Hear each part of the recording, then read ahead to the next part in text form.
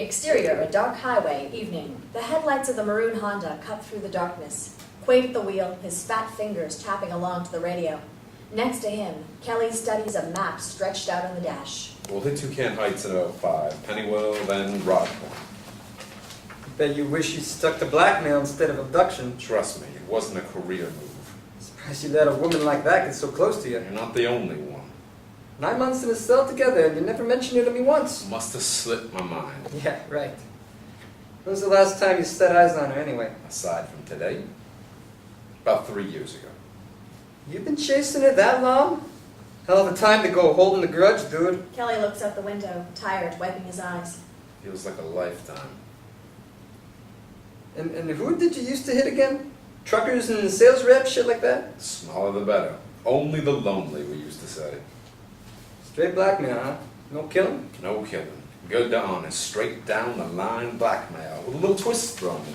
Exterior, a motel, the Nevada desert, day. Montage, Kelly's. Cassidy climbs gracefully out of the motel swimming pool, her bikini almost see-through, drying herself in the sun, sucking in every red-blooded male's attention like a magnet. We'd roll up and spend a whole day in some middle-of-the-road, nowhere motel. Anywhere near Vegas would be gold. Family place, that sort of thing. Parked discreetly on the other side of the pool is Kelly, hidden behind a newspaper, a wry smile on his face, watching everyone who's watching Cassidy, snapping photos of them on his phone. We'd soak up the sun all day just fishing, making sure Cass reeled them in as only she could do, and I'd snap them around the pool. Cassidy turns and winks at him, smiling seductively. Then we'd wait till nightfall. Kelly sits alone in a dining room, disfigured in horn-rimmed glasses, hair greased back and wearing a charcoal suit, pretending to work on a Mac Pro, blowing up photos of potential targets, surveying the bar for a match. I park up in the corner, dinner for one, no one knowing who the hell I am. As soon as I recognize one of the eyeballers at the bar, boom.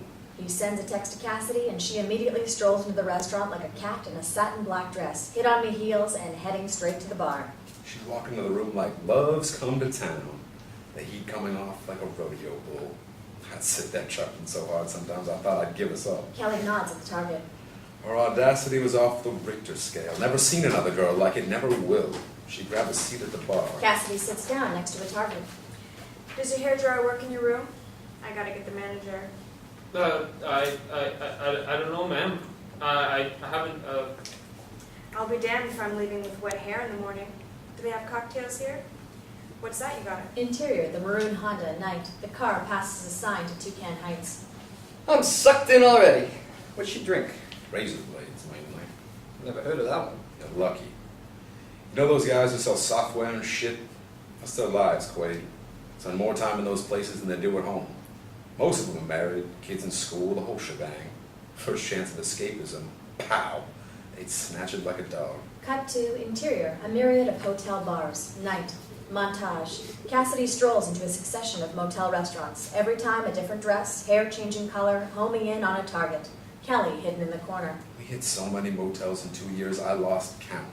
Most of them were happier on the road than they were at home, just looking to escape, and Cass offered the ultimate escape. Montage. Cassidy dumps her handbag on a succession of bedroom tables, the lens on an iPhone aimed towards the bed. Most of them were just happy to be in the same room as her. Montage. Cassidy sliding off her dress, bouncing up and down on a variety of beds like a trampoline in her underwear. A host of semi-naked, middle-aged men acting 15. You try explaining that to the wife, or the CEO. We had a half-hour cutoff point. She'd start a fight or something.